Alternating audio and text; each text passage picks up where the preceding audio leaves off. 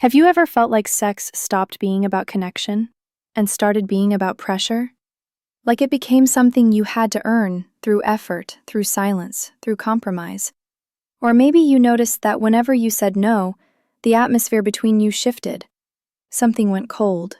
Or worse, he made you feel like saying no meant something was wrong with you. This isn't a story about desire. This is a story about how easily sex can be turned into a tool, into a weapon, into something that looks like love but feels like control. And today, I want to walk you through the signs, the subtle signs that show up before the big red flags, the signs that make you second-guess your feelings, your boundaries, even your own body. Sex can be one of the most beautiful expressions of love, but it can also be used to silence you, to manipulate you, to make you stay. One of the most common forms of sexual manipulation is using sex as a reward. It sounds harmless. If you behave, maybe tonight I'll be in the mood. If you do what he wants, he'll be affectionate. If you agree with him, he'll reach for you. But love doesn't work like that. Love doesn't keep score. Sex as a reward creates power imbalance. Suddenly, you're performing for intimacy. You start chasing closeness like it's a prize. Another form is sexual gaslighting. You fight, he says something hurtful, and then he kisses you, touches you, moves toward you, and just like that, he expects it to be over. No apology, no real conversation, just closeness. Because hey, if you're sleeping together, everything must be fine, right? That's not healing. That's emotional avoidance. It's burying pain beneath pleasure. And even though your body might respond, your heart is still bleeding. Have you ever heard, "If you really loved me, you would"? That sentence should never be used in the bedroom. Love is not a test. Your body is not proof of loyalty. But manipulation often comes in the form of guilt, of disappointment, of silence. You say no, and he makes you feel like you failed him, like you're too cold, too closed off, like other women wouldn't say no. So you start doubting yourself and you give in, not out of desire, but out of fear.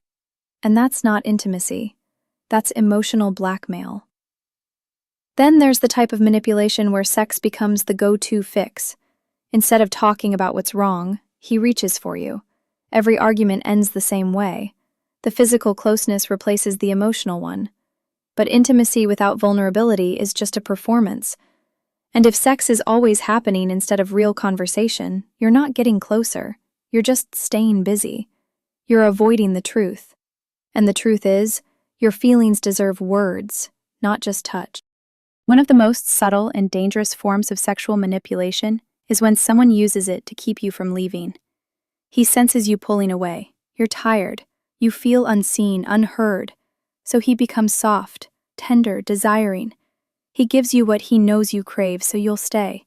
So you'll believe there's still something here. But it's a cycle. Nothing gets solved.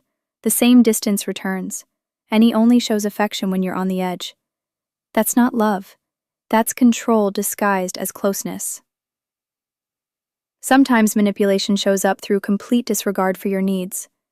Maybe he never asks what you want. Maybe he doesn't even notice when you don't want anything. Because his needs always come first. And you learn to adapt, to smile, to stay silent, just to avoid conflict, just to keep the peace. But when your body no longer feels like it belongs to you, when it becomes a tool to manage someone else's emotions, that's not partnership. That's emotional servitude in the mask of romance. The hardest part is that many of these behaviors are not even intentional. Sometimes people manipulate because they've never learned any other way to connect, because they fear vulnerability, or because they've been conditioned to believe that desire is more important than consent. But that doesn't make it okay. And it certainly doesn't mean you have to accept it. You don't have to wait for something serious to happen. The moment you feel confused, pressured, uncomfortable, that is serious enough. Your boundaries don't need permission. Your discomfort is reason enough. Your no should always be respected. Your needs deserve to be heard. And your body deserves to be honored, not negotiated. Sex is not a prize, it's not a weapon, it's not an apology. It's a sacred space that should be entered with love, with care, with consent. Every time. If you recognized even one of these patterns, you're not alone. Thousands of women feel this, live this, but rarely name it. That's why this space exists, to say what others are afraid to say. To remind you that setting boundaries isn't rejection, it's self-respect, it's self-protection, it's love for yourself. If this episode stirred something inside you, drop a comment, share what you've experienced or how you feel.